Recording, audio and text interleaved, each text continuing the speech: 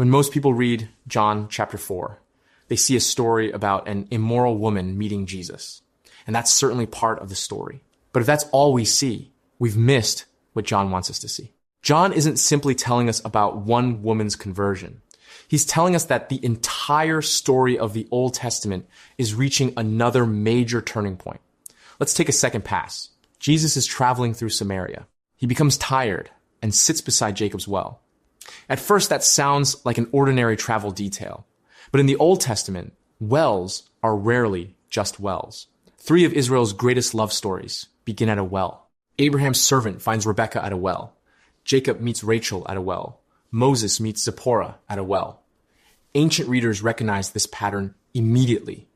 A man arrives at a well, meets a woman, and a marriage follows. John knows this.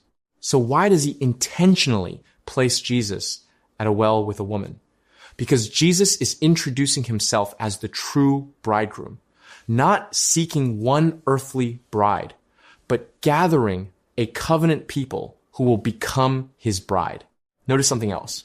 This isn't just any well. John repeatedly calls it Jacob's well. That matters. Jacob gave Israel a physical well. Jesus offers something Jacob never could, living water. The woman even asks, "Are you greater than our father Jacob?"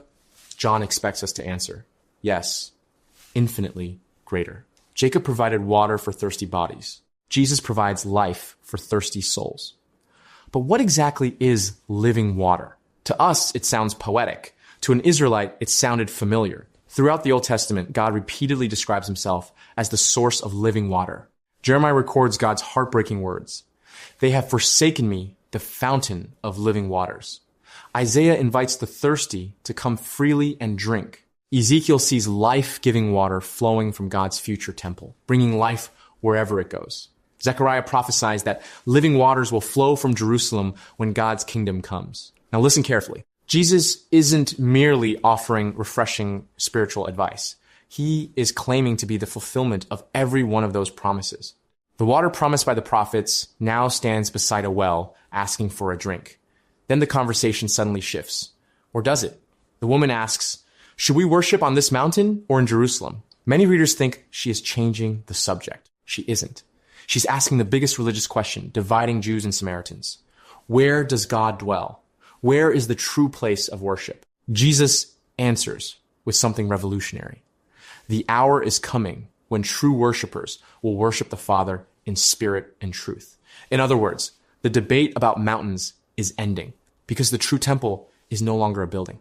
It is standing in front of her. Throughout John's gospel, Jesus becomes everything the temple pointed toward. God's presence, God's forgiveness, God's meeting place with humanity. Then Jesus reveals something about her life. "You have had 5 husbands." Most sermons stop there.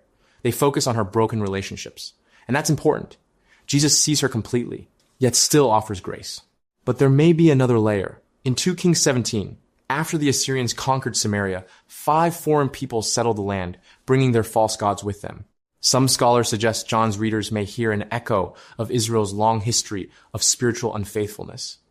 Whether John intended that connection or not, one thing is unmistakable. Throughout the Old Testament, Israel is repeatedly described as God's unfaithful wife. Hosea, Jeremiah, Ezekiel, Isaiah. Again and again, God remains faithful, even when his people are not. Now Jesus sits across from a broken woman, representing a broken people, offering restoration instead of condemnation. The bridegroom has come to reclaim his bride. Then something remarkable happens. The woman leaves her water jar. John didn't have to tell us that. Why include such a small detail? Because she came looking for ordinary water. Now she has found living water. The very thing she thought she needed has become unimportant. She runs back to the village with something infinitely greater. She becomes the first evangelist to the Samaritans. The outcast becomes the messenger. Soon the disciples return.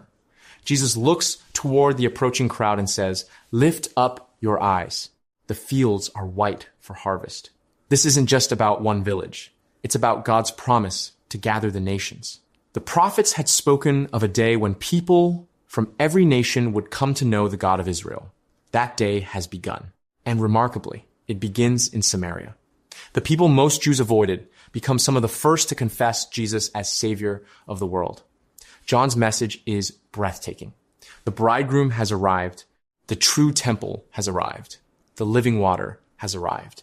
The promised restoration has begun, and it starts at a well, not in a palace, not in the temple courts, not before kings, but with one forgotten woman in the middle of the day. That's how the kingdom often comes, quietly, unexpectedly, one thirsty soul at a time. When we read John chapter 4 through the lens of the Old Testament, we discover this was never simply the story of a Samaritan woman. It is the story of Israel, the story of humanity, and ultimately the story of a God who still seeks thirsty people, offering the water that satisfies forever. That's the second pass.